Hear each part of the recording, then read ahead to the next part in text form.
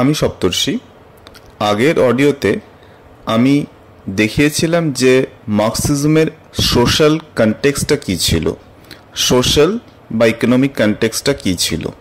সেখানে ইন্ডাস্ট্রিয়ালাইজেশনের কথা বলেছিলাম, মার্কস এঙ্গেলসের বন্ধুত্বের কথা বলেছিলাম এবং থেমেছিলাম কমিউনিস্ট ম্যানিফেস্টোতে এসে। আজকের অডিওতে আমরা ডিফাইন করার চেষ্টা করব যে মার্কসিজম থিওরিটা আসলে কি। কমিউনিজম জিনিসটা কি? কমিউনিজম জিনিসটা খুব সহজ। ওয়ার্ডটা আসছে কমিউনিটি বা সমাজ থেকে। এর মানে হচ্ছে সমাজটাই সবার আগে থাকবে, প্রাইভেট ওনারশিপ এই জিনিসটা থাকবে না। এর মানে কি? এই জিনিসটা বুঝতে গেলে আমাদের ক্যাপিটালিজম বুঝতে হবে। ক্যাপিটালিজম পুঁজিবাদ বা ধনতন্ত্র বাংলায় বললে। ক্যাপিটালিজম জিনিসটা কি? খুব সংক্ষেপে বলতে গেলে ক্যাপিটালিজম হচ্ছে একটা ইকোনমিক সিস্টেম।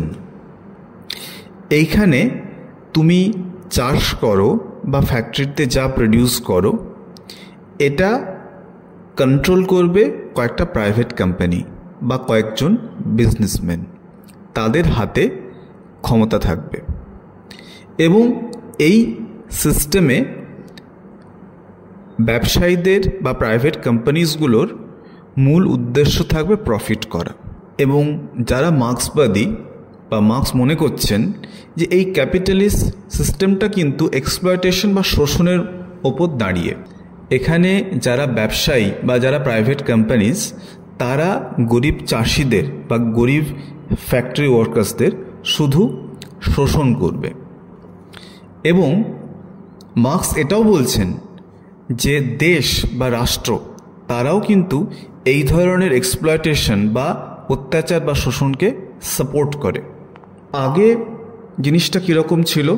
আগে বলতে ইন্ডাস্ট্রিয়ালাইজেশনের আগে, শিল্প বিপ্লবের আগে মানুষ একটা জিনিস চাষ করলো, সে শহরে নিয়ে এসে বিক্রি করলো এবং তারপর যে সে প্রফিটটা পেল সেটা নিয়ে সে তার গ্রামের বাড়িতে ফিরে গেল। কিন্তু ক্যাপিটালিস্ট সিস্টেমে দেখা গেল এই ক্রেতা এবং যারা প্রডিউসার, তাদের মাঝখানে এসে দাঁড়ালো বড় বড় বিজনেস কোম্পানিগুলো। তারা মিডিয়াম হিসাবে কাজ করলো। তারা অল্প দামে চাষিদের কাছ থেকে তাদের সমস্ত জিনিসপত্র কিনে নিল এবং সেটা বেশি দামে শহরে ক্রেতাদের কাছে বিক্রি করলো। এর ফলে যেটা হলো, আগে প্রডিউসার বলতে আমি কিন্তু ফার্মার্সদের কথাও বলছি, আবার যারা ফ্যাক্টরিতে কাজ করে তাদের কথাও বলছি। আগে যারা প্রডিউসার, তাদের সঙ্গে যারা কাস্টমার, তাদের একটা সরাসরি আমনা সামনা হতো। তারা সামনাসামনি কথা বলতো, আলোচনা করতো, দরদাম করতো এবং এইটা খুব ভালো প্রসেস ছিল। কারণ এখানে একজন চাষি তার যে প্রোডাক্ট, তার জন্য বেস্ট দামটা পাওয়ার জন্য চেষ্টা করত। সে তার কাস্টমারের যে প্রয়োজন সেটা বুঝতে পারত। এই যে ক্যাপিটালিস্ট সিস্টেমটা চলে এলো, প্রাইভেট কোম্পানিজগুলো চলে এলো, তাতে কি হলো যে যারা সত্যিকারের প্রডিউসার, যারা মাঠে খেটে কাজ করছে, যারা ফ্যাক্টরিতে ঘাম ঝরাচ্ছে, তাদের সাথে কিন্তু কাস্টমারদের দেখা আর হচ্ছে না। সুতরাং প্রডিউসার আর কাস্টমারের মধ্যে একটা দূরত্ব তৈরি হচ্ছে। এটাকে বলা হচ্ছে এলিয়েনেশন, মানে ডিস্টেন্স তৈরি হচ্ছে। যারা প্রডিউসার্স, তাদের জিনিসগুলোর উপর তাদের আর মালিকানা থাকছে না, আর কনজিউমারদের সঙ্গে তাদের আর দেখা করারও সুযোগ থাকছে না। সুতরাং তারা আস্তে আস্তে ক্ষমতা হারিয়ে ফেলছে। ক্যাপিটালিজম এই জন্যই ডিজাস্ট্রাস, কারণ এটা গরিব প্রডিউসারদেরকে শোষণ করে। মার্কসিজমের মূল বক্তব্যই এটা যে তারা এই শোষণটাকে দেখানোর চেষ্টা করে। মার্কসিজম পড়তে এত ভালো লাগে আমাদের এই কারণে যে এটা অন্যান্য যে ফিলসফি, অন্যান্য যে লিটারারি বা পলিটিক্যাল থিওরি, তার থেকে একদম আলাদা। মার্কসিস্টরা বা মার্কস কখনো মনে করেননি যে গড বলে কেউ বসে আছে। উনি বলছেন এই পৃথিবী দাঁড়িয়ে আছে ম্যাটেরিয়ালিজমের ওপরে, টাকার ওপরে, এবং উনি তিনটি জিনিস নিয়ে কনসার্ন: প্রোডাকশন, কিভাবে জিনিস প্রডিউসড হচ্ছে, ডিস্ট্রিবিউশন, কিভাবে সেটা সমাজে ছড়াচ্ছে, এবং এক্সচেঞ্জ, মানুষ বিনিময়ে কী পাচ্ছে। এখানে কোনো আইডিয়ালিস্ট ফিলোসফি নেই যে হ্যাঁ এটাই হওয়া উচিত বা সেটাই হওয়া উচিত, এরকম কোনো ব্যাপার কিন্তু সেখানে নেই। মার্কস চেষ্টা করছেন কিভাবে সোসাইটি ফাংশন করছে সেটা দেখানোর, কিভাবে হিস্ট্রি বদলাচ্ছে সেইটা দেখানোর। আমরা হিস্ট্রি কিভাবে পড়েছি, আচ্ছা এই সুলতানের পরে ওই সুলতান এলেন, তারপর এই রাজা ওই রাজাকে যুদ্ধে হারালেন, তারপর এই নেশনটা এভাবে গড়ে উঠল। মার্কস বলছেন না, human history is a war, যুদ্ধ। কিসের যুদ্ধ? For economic, social and political power. মূল যে যুদ্ধ সেটা হচ্ছে কে বেশি আর্থিক ক্ষমতা পাবে, কে বেশি সোশ্যাল ক্ষমতা পাবে, এবং এই দুটো ক্ষমতা পেলে সে পলিটিক্যাল পাওয়ারটাও পাবে। সুতরাং মার্কসিস্টরা বলছেন হিস্ট্রি যে বদলাচ্ছে তার মূলে রয়েছে ইকোনমি। অর্থনীতি যেভাবে আস্তে আস্তে বদলেছে সেভাবেই কিন্তু হিস্ট্রি বদলেছে। অর্থনীতি যেভাবে বদলেছে সেভাবেই কিন্তু রাজনীতি বদলেছে। সুতরাং মার্কসিজম পলিটিক্যাল থিওরির থেকেও অনেক বেশি হচ্ছে এটা একটা অর্থনৈতিক থিওরি। এই অর্থনীতি আমাদের সমাজকে পরিচালিত করে, এবং দুটো খুব ইন্টারেস্টিং কনসেপ্ট উনি নিয়ে আসছেন। একটা কনসেপ্টের নাম হচ্ছে বেস, বেস মানে যেটাকে বলি ভিত্তি বা ফাউন্ডেশন, আর একটা হচ্ছে সুপারস্ট্রাকচার। বেস মানে হচ্ছে একটি সমাজের অর্থনৈতিক যে বেস, মানে এগ্রিকালচার, যেমন ফ্যাক্টরি, এইগুলো হচ্ছে সমাজের অর্থনৈতিক বেস, ইকোনমিক বেস। বেস বলতে ইকোনমিক বেস। এবং উনি বলছেন এর ওপরে রয়েছে সুপারস্ট্রাকচার। সুপারস্ট্রাকচার কথাটির অর্থ কি? Religion, school, education, media, films, সব কিছুই হচ্ছে এই সুপারস্ট্রাকচারের অন্তর্গত। এবং মার্কস বলছেন এই যে ইকোনমিক বেস, এটাই কিন্তু সুপারস্ট্রাকচারকে নিয়ন্ত্রণ করে। উদাহরণ, প্রাচীন ভারতবর্ষে সমস্ত জমিগুলো ছিল উচ্চবর্ণদের দখলে, ব্রাহ্মিন্সদের দখলে। তো হিন্দু যে টেক্সটগুলো লেখা হয়েছে সেখানে দেখানো হয়েছে যে ব্রাহ্মণরাই হচ্ছে শ্রেষ্ঠ, তারাই সবচেয়ে ব্রিলিয়েন্ট, তারা ভগবানের কাছাকাছি, তারা প্রিস্ট ক্লাস, তাদেরকে টাচ করা যাবে না। আর এটাও বলা হয়েছে যে শূদ্রদের কাজ হচ্ছে ব্রাহ্মণদেরকে সার্ভ করা, তাদের সেবা করা, তাদের স্লেভ হয়ে থাকা। এই যে হিন্দু টেক্সটগুলো লেখা হয়েছে এটা তো রিলিজিয়ান, কিন্তু রিলিজিয়ানের আসল জায়গাটা আসছে কোত্থেকে?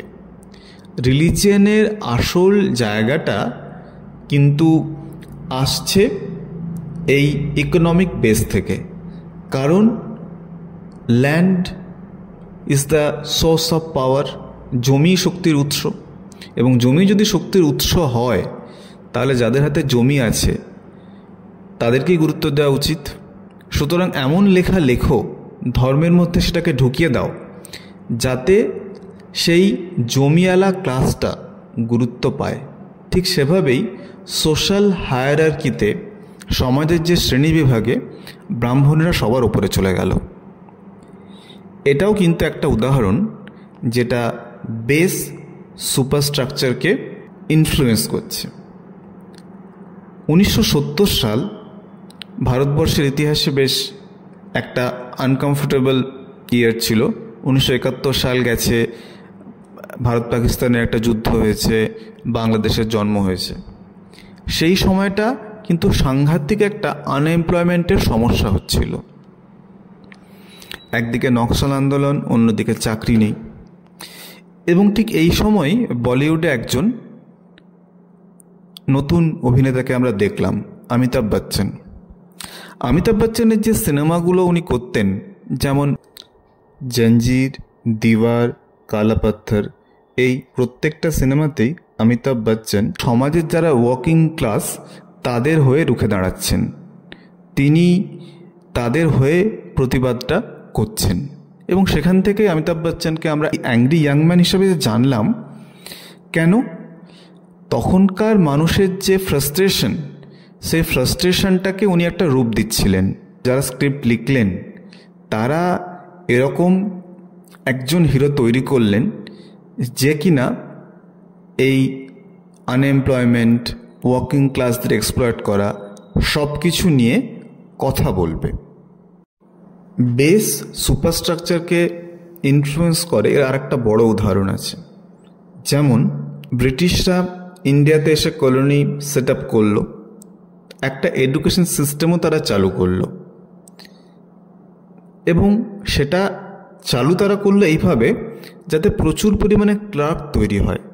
মুখস্থ বিদ্যের উপর যে আমরা দাঁড়িয়ে সেই ব্যাপারটা ওরা চালু করলো, কারণ ব্রিটিশদের ওর বেশি প্রয়োজন ছিল না। ওদের আর্থিক কাঠামোটাকে ঠিক রাখার জন্য ওদের কিছু ইংলিশ জানা ছেলের প্রয়োজন ছিল এবং এই কলোনিয়াল এডুকেশনটাই কিন্তু ইন্ডিয়াতে থেকে গেল। ওয়ান্স এগেন প্রয়োজনটা কি? তাদের যে আর্থিক সিস্টেম সেটাকে জারি রাখা। সুপারস্ট্রাকচার কি? Education, colonial education, English medium schools, এইভাবেই পরিবর্তন হতে থাকে। আবার এই উল্টো দিকটাও ঘটে, কখনো কখনো ঘটে না সেটা বলবো না। আমরা সবাই বি.আর. আম্বেদকরের নাম শুনেছি। বি.আর. আম্বেদকর কিন্তু অত্যন্ত শিক্ষিত মানুষ ছিলেন, কলম্বিয়াতে পড়াশুনো করেছেন, লয়ে ডিগ্রি ছিল। তিনি আবার যখন পার্লামেন্টারি কমিটিতে জায়গা পাচ্ছেন বা কনস্টিটিউশন তৈরি নিয়ে কথা বলছেন, তিনি কিন্তু রিজার্ভেশনের কথা বলছেন। মানে উল্টো দিকটা এখানে ঘটছে।